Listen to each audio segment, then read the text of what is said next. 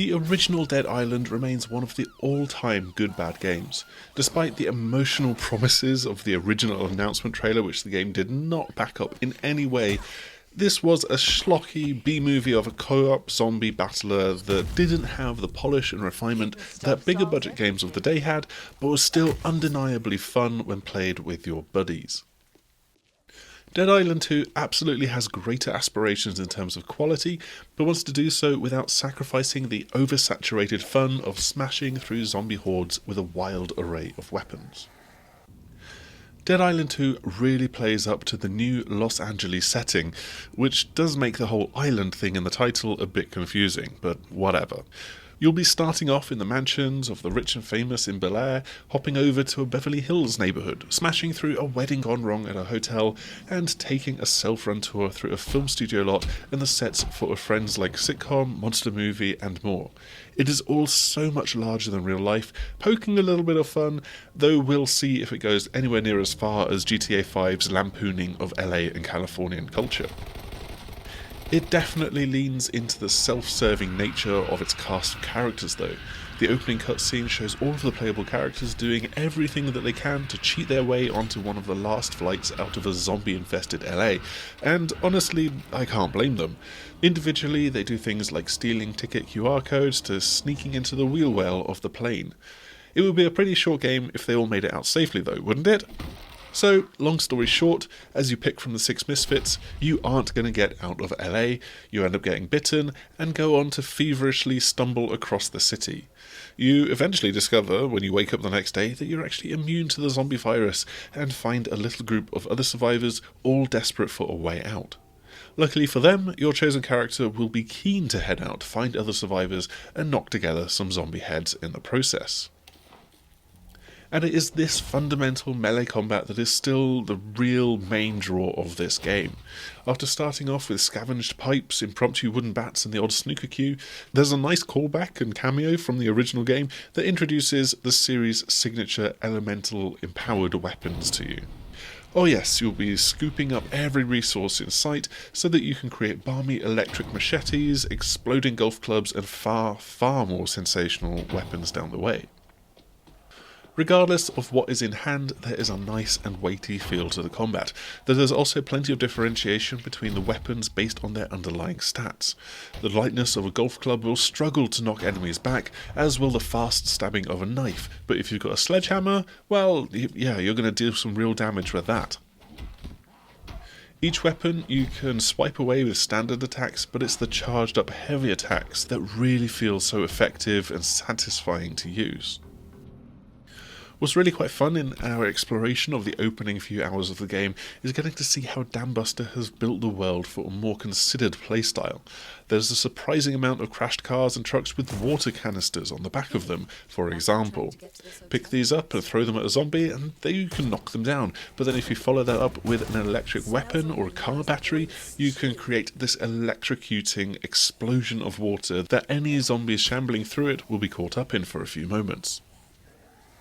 Or maybe that swimming pool filled with acid, which is quite strange, would be good for drop-kicking zombies into. Once you add in what Dambuster calls curveballs, these throwable recharging items that include meat bait, fire suppression bombs, shurikens and pipe bombs, and there's a lot of fertile ground to start to approach situations a little bit more tactically. As you head into a new area, for example a building site of a new home, you can spot all of the things that you might be able to use to bait zombies to follow you around and then catch them in these traps if they start to get too much for you.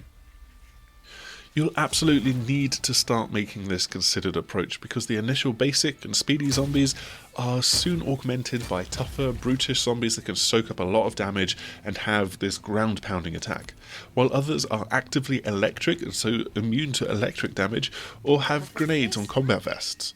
Yeah, you might want to use the environment to keep them at a distance when you're fighting those. All the way through, there's the delightful excess of what Dambuster have called flesh.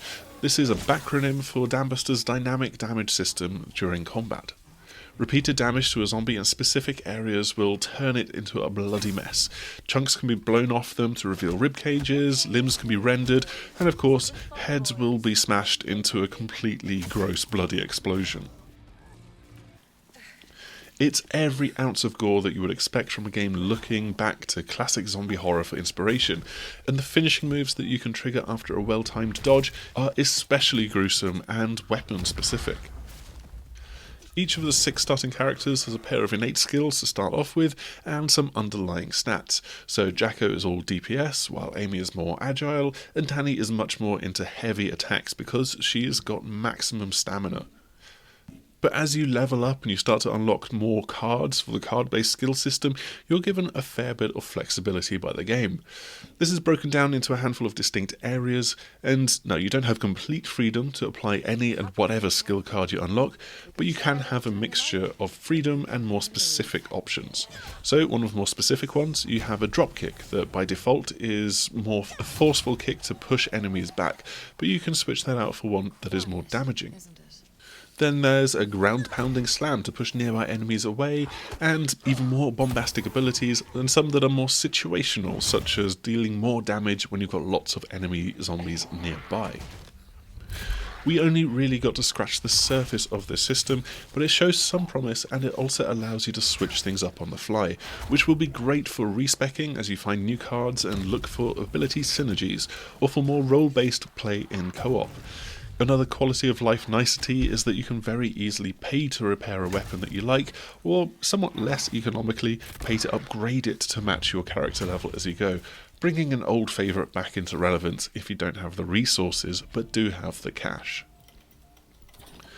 From the opening few hours of Dead Island 2, the game is off to a pretty good start, showing some real promise through the storyline and the elemental and environmental combat, as well as the flexibility that you have to customize your character.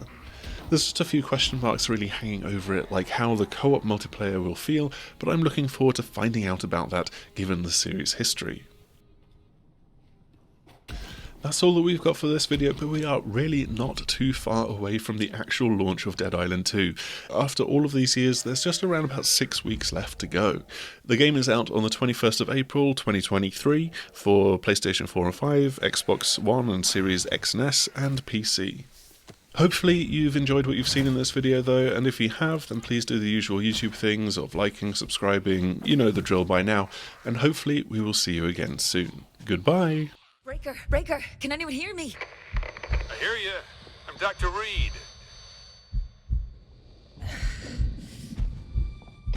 Doctor, I'll need to be putting you on hold for just a moment. Hey, wait! I need you!